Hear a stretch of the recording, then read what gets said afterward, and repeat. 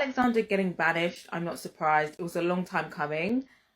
He's gone under the radar for so long.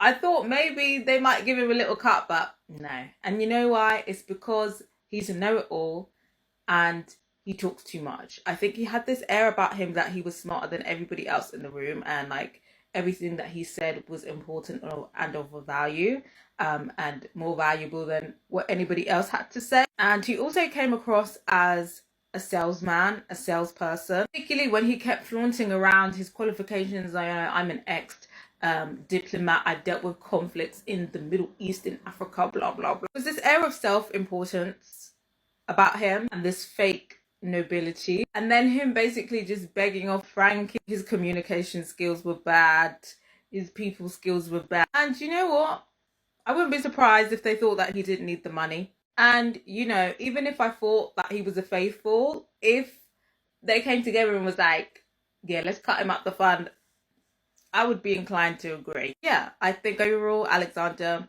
didn't play a good game, and you know, he was very lucky to make it this far, to be honest. But eventually he was always going to be banished. But I got to hear from you guys. Do you think Alexander was just a victim of circumstance, or do you feel like he didn't really build a good rapport with the group? And do you think there's certain characteristics of him that rub people the wrong way, and kind of made him look like a traitor? Let me know what you guys think. And I think he was partially a victim of circumstance, but at the same time, he always kind of seemed to be at the scene of the crime with Frankie, with other traitor, Stitch Up, the whole deathmatch situation. I think he was another person who was kind of banished by association. But I gotta hear your guys' thoughts on Alexander.